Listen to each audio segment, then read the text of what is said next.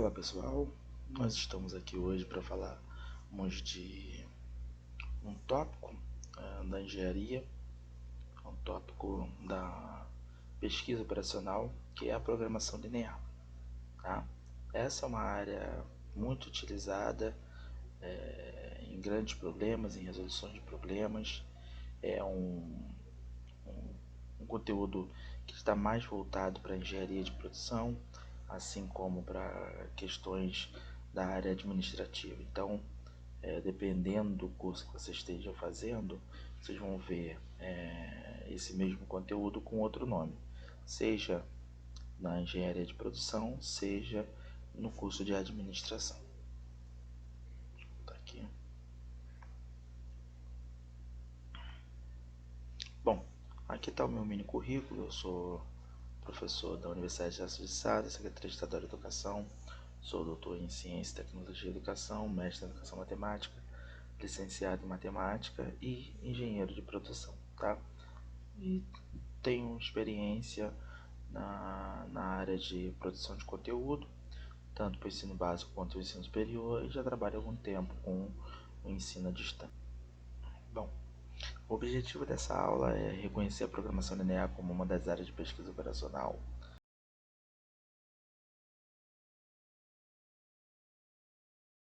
A programação linear não é o único método utilizado na área de pesquisa operacional. Nós temos também a teoria das filas, nós temos outras abordagens dentro da pesquisa operacional. Então, falar em programação linear é falar de um tópico dentro da pesquisa operacional. Mas programação linear e pesquisa operacional não são a mesma coisa. Pesquisa operacional é uma coisa mais ampla, programação linear é um dos tópicos da pesquisa operacional.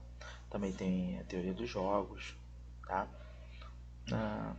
O segundo objetivo é reconhecer os elementos da programação linear e por fim, modelar um problema utilizando o conceito de programação linear. Tá bom?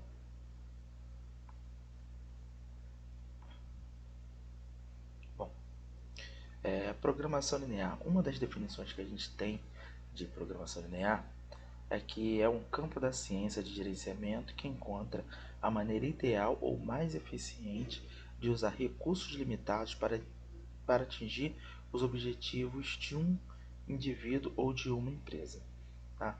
Então, quando a gente trabalha um conceito de programação linear, geralmente a gente tem duas preocupações, tá? Que são mutuamente excludentes. Ou você quer maximizar alguma coisa, ou você quer minimizar alguma coisa. Geralmente, maximizar lucro. Você quer aumentar o seu lucro. E quando a gente fala em minimizar, a gente está falando em minimizar desperdício, minimizar gastos, coisas desse tipo. Então, por isso que eu falo que não tem como a gente fazer. Na verdade, eu falei que são mutuamente excludentes, né? Mas se você minimiza o seu gasto, você está aumentando o seu lucro. Então, não são intimamente excludentes, tá? Mas num problema de programação linear, ou você vai maximizar alguma coisa, ou você vai minimizar essa coisa. Nunca vai ser pedido para que você faça as duas coisas ao mesmo tempo. Tá? As características da programação linear. Como o nome diz, programação linear, todas as equações são de formas lineares. O que isso significa? Significa que você não vai ter, por exemplo, uma variável com x ao quadrado, x ao cubo, x à quinta, log neperiano. Não, são como funções lineares, onde o coeficiente das variáveis, o maior coeficiente é 1.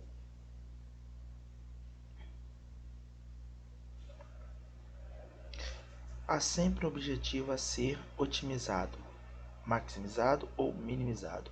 Quando a gente fala otimizado, a gente está falando em achar a solução ótima. E essa solução ótima pode ser maximizar ou minimizar algo. Apenas um objetivo pode ser otimizado por vez, sendo representado pela função objetivo. Então, a função objetivo é aquilo. O que eu quero fazer? Eu quero maximizar alguma coisa ou eu quero minimizar essa coisa. No problema, há fatores controláveis que serão analisados. Tais fatores controláveis são as variáveis de decisão. x1, x2, x3, dependendo da quantidade de itens que você está trabalhando. A função objetiva é escrita em termos de variáveis de decisão. A gente vai ver isso mais à frente. A gente vai ver que tem muita coisa escrita aqui, mas no final é uma coisa fácil, né, de se entender. No problema, há fatores não controláveis que influenciam os resultados encontrados para as variáveis de decisão. Esses fatores não controláveis são chamados de parâmetro. Tá? É o coeficiente das variáveis. Como tem aqui, ó, A1, x1, A2, x2 são o coeficiente que vem antes das variáveis. Um modelo de programação linear apresenta elementos principais: as variáveis de decisão, os parâmetros da função objetiva e o conjunto de restrição. Então vamos ver o que é cada uma dessas coisas. As variáveis de decisão são fatores controláveis de um problema a ser analisado. Trata-se, portanto, das incógnitas a serem definidas na solução de um problema de otimização. Tá? Então você tem alguma coisa dentro do problema que você quer maximizar o ganho daquilo ou minimizar a perda daquilo dali. Tá? Então essa seria uma variável de decisão. Os parâmetros são fatores não controláveis do problema a serem analisados, ou seja, os dados de entrada que devem ser coletados antes da etapa de modelagem do problema. É quanto que custa determinada coisa, é quanto eu gasto para produzir determinadas coisas, é quanto tempo eu gasto para fazer essa coisa. Tá? São os parâmetros que são meus coeficientes das variáveis. Função objetiva é a expressão matemática do objetivo a ser maximizado ou minimizado na situação analisada. Por exemplo, pode-se desejar minimizar o custo total de transporte de um produto N de N origens e para M possíveis destinos de J. Então isso aqui seria um problema onde a gente trabalharia o conceito de transporte, né? De balanceamento de transporte, que é algo que a gente vai ver mais futuramente.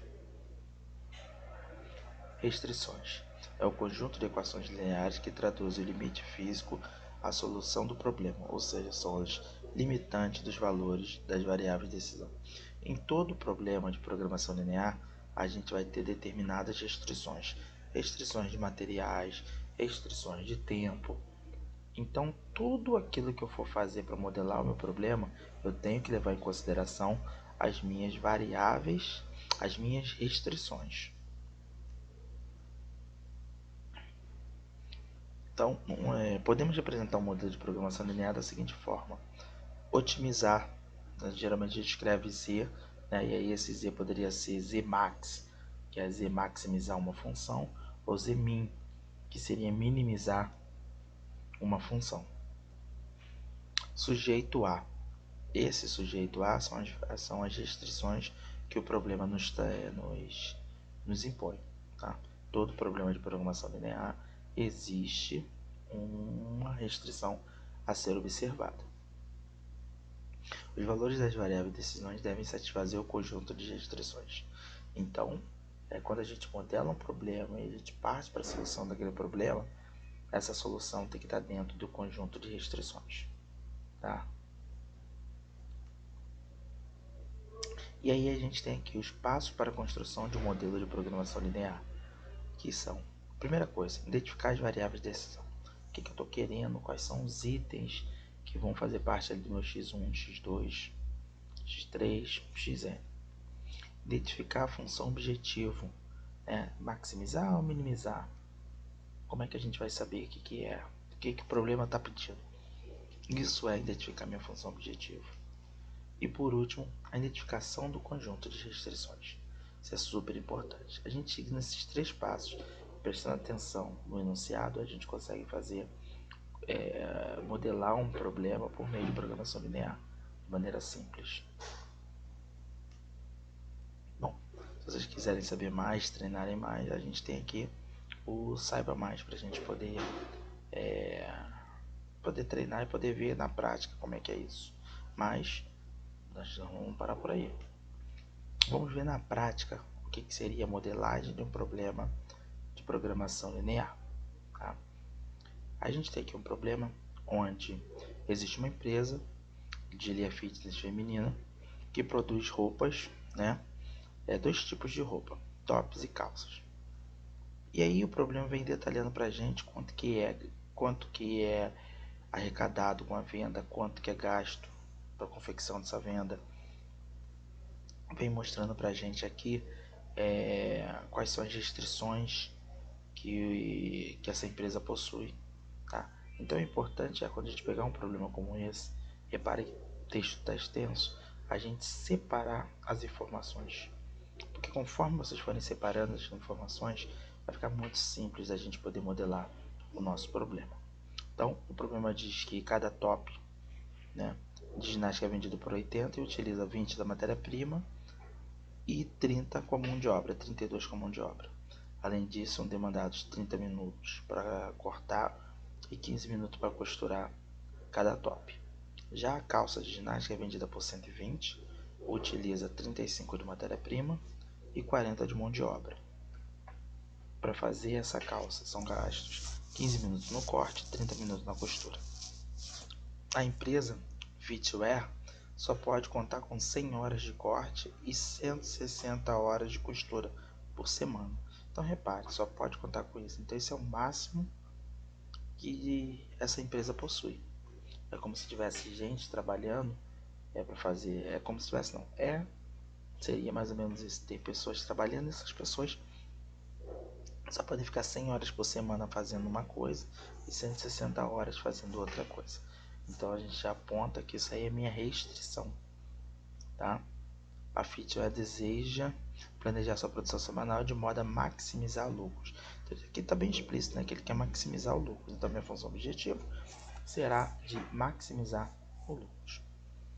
Aí aqui vamos usar a seguir os passos de procedimento proposto na construção do modelo de programação linear para o caso da Fitwear. Então o que eu quero aqui? Eu quero modelar um problema, tá? Por meio de programação linear. Então como é que fica isso? Primeira coisa, as minhas variáveis de decisão. Eu tenho a construção a confecção de tops e calças. O top vou chamar de X1 e a calça de X2. E repare, eu separei aqui as informações. Cada top é vendido por 80, o custo da matéria-prima é de 20, o custo da mão de obra é de 32, o tempo do corte é de 30 minutos, o tempo gasto na costura é 15. Isso para o top. E para a calça, é vendido por 120, o custo da matéria-prima é de R$35, o custo de mão de obra é 40, gasta 15 minutos para cortar a calça e 30 minutos para costurar. Essas são as informações que estavam naquele texto grande. Primeira coisa, já identifiquei as variáveis de decisão. Segunda coisa é a função objetivo. A função objetivo nesse caso aqui era de maximizar o lucro, tá? Quem é meu lucro? Meu lucro é sempre receita menos custo.